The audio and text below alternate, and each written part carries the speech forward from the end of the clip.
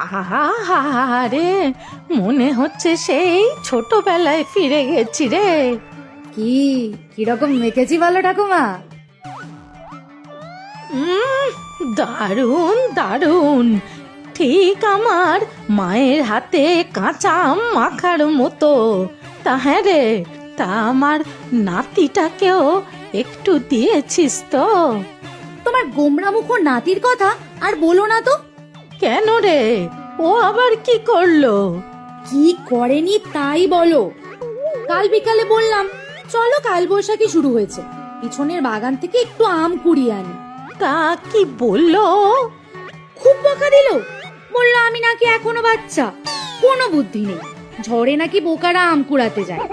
আমার নাতিটা রসকস বিহীন হয়েই রয়ে গেল। তুমি বলো ঠাকুমা, আম কুড়িয়ে কেমন ভালো আম মাখা হয়, এসব তো খেতেই জানি না। শোন না রে, তাও একটু তুই ওর জন্য রেখে দে রে, খেয়ে দেখুক কেমন লাগে।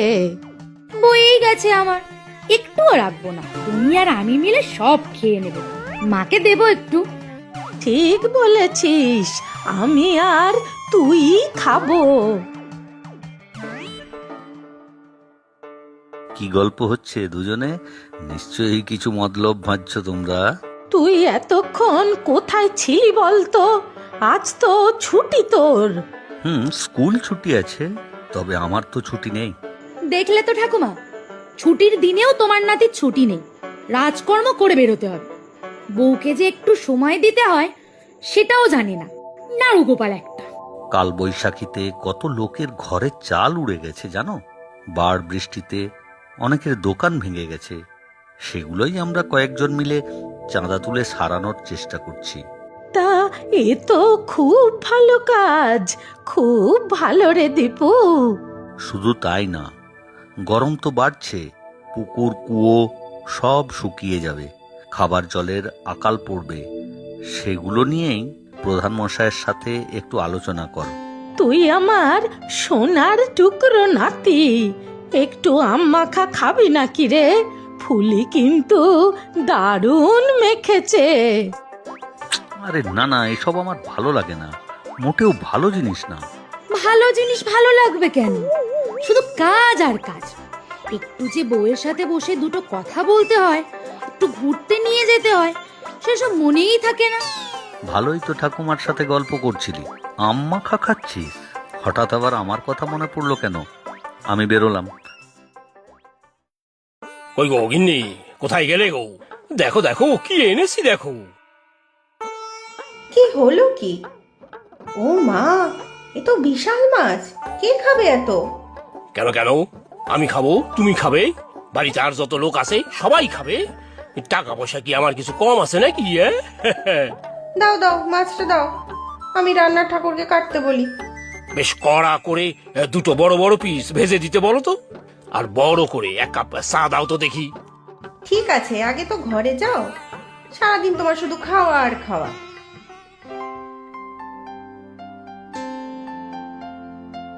আহা, গরম গরম মাছ ভাজা আর চা। আহা, সারাদিন শুধু নিজের খাওয়ার চিন্তা, আর কোনো খেয়ালই নেই তোমার। কেন কেন, কি করেছি আমি? বলো গিন্নি বলো। গরমকাল পড়ে গেল, মেয়েটা কত আম খেতে ভালোবাসে, সে কথা মনে আছে তোমার? আমার মেয়ে ফুলি,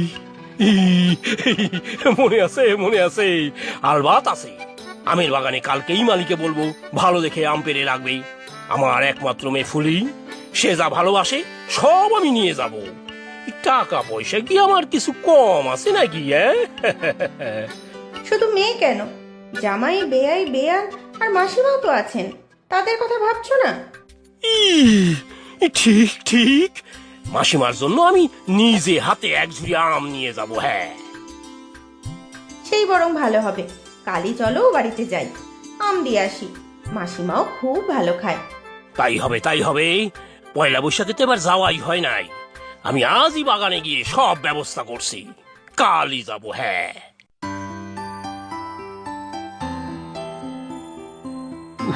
বাবা কি গরম বাইরে।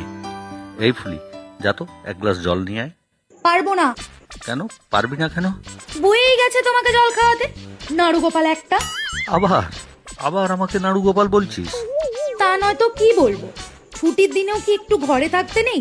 আমার কি ইচ্ছা করে না তোমার সাথে একটু ঘুরতে যেতে, গল্প করতে? কত জায়গায় মেলা বসেছে। সেসব তো পরেও করা যাবে ফুলি। যাদের ঝড়ে ঘর উড়ে গেছে তাদের কি অবস্থা বলতো? ঘরও নেই, খাবারও নেই। আমরা যদি এই সময় পাশে না দাঁড়াই, কে ওদের সাহায্য করবে?